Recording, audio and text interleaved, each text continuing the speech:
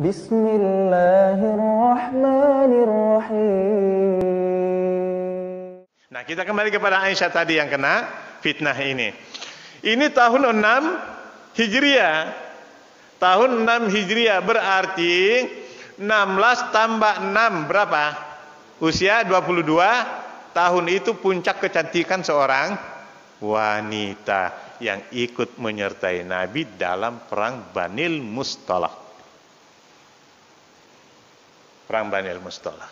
Nah, baik, kita lanjut dalam perang Banil Mustalaq. Peperangan sudah usai, kesimpulannya gitu. Usai peperangan, Nabi memanggil Aisyah naik di atas. Biasanya kan onta begitu.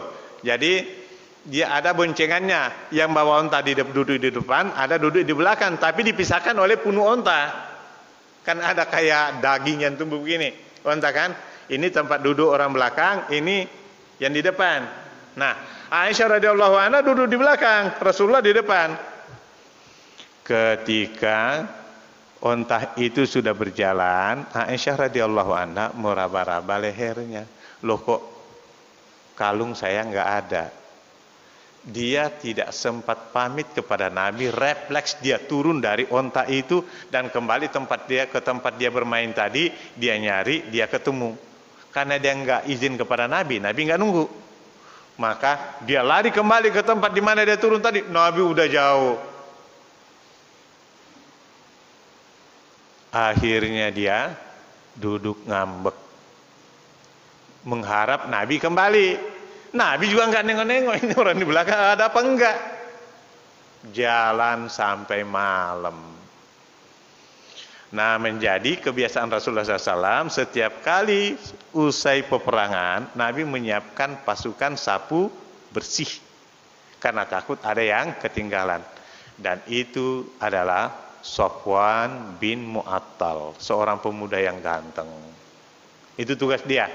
Kamu di belakang. Takut ada barang yang ketinggalan, dia nanti yang akan mengambil semuanya. Nabi udah jauh. Lewatlah Safwan bin Mu'attal. Dia lihat, ini udah remang-remang, udah maghrib. Nah, itu kan Ummul Mukminin, istri Rasulullah SAW. Didekatin. Bener. Aisyah radhiyallahu anha dipersilahkan naik di kendaraannya, dan dia turun, dia mengambil tali kekang kendaraannya itu, dia jalan kaki kembali ke Madinah. Berarti ini maghrib. Jalannya di waktu malam. Sampai di Madinah pagi. Dilihat oleh Abdullah bin Ubay bin Salul. Bapak udah kebayang kalau orang model Abdullah bin Ubay kayak apa. Kata Abdullah bin Ubay, wallahi ma najat minhu wa ma naja minha. Demi Allah, enggak ada yang selamat. Aisyah enggak mungkin selamat dari anak muda begini. Anak muda begini enggak mungkin selamat dari wanita cantik kayak Aisyah gitu. Iya, dia ngomongnya begitu. Dia ngomong ke orang begitu, wallahi. Setelah itu dia ngomong ke orang banyak. Imra'atu nabiyikum, dengerin semua, istri Nabi kalian semalaman dengan pemuda ganteng Safwan bin Mu'attal. Menyebar di Madinah. Wah, isu ini langsung menyebar di Madinah. Di masjid jadi tempat perbincangan. Nah, di masa Nabi aja masjid. Di masjid itu ada yang suka bacakan syair. Hasan termasuk yang menyampaikannya dalam bentuk syair. Dia ini memang penyair Rasulullah. Langsung bisa dibayangkan kalau di masjid disampaikan ya. Ada yang menahan diri, ada yang udah mulutnya udah sambung menyambung kemana-mana berita ini. Heboh di Madinah. Hebohnya itu bukan klarifikasi. Hebohnya itu istri Nabi telah berzina dengan seorang pemuda Safwan bin Mu'attal. Itu yang heboh. Semua orang udah pada ngomongin. Tiba-tiba ada yang masuk ke dalam rumah Aisyah radhiyallahu anha. Lalu dia sampaikan, si Fulan ngomong gini, ngomong gini. Ngomong apa? Tentang diri kamu diceritakan. Kata Ummu Ruman istrinya Abu Bakar, ibunya Aisyah radhiyallahu anha. Kata Ummu Ruman, apakah ini sudah menyebar di Madinah? Kata si pembantu itu, iya, semuanya udah. Apakah, kata Aisyah, apakah Rasulullah sudah mendengar? Iya. Apakah Abu Bakar sudah mendengar? Iya. Langsung jatuh pingsan Aisyah radhiyallahu anha. Dia pingsan. Dan dia tidak bangun kecuali dalam keadaan panas tinggi, badannya panas. Setelah itu dia bangun, datang Rasulullah, enggak masuk rumah, cuma di pintu doang. Nengok di pintu begini. Kata Nabi, kenapa dia? Kata Ummu Ruman, dia pingsan Rasulullah.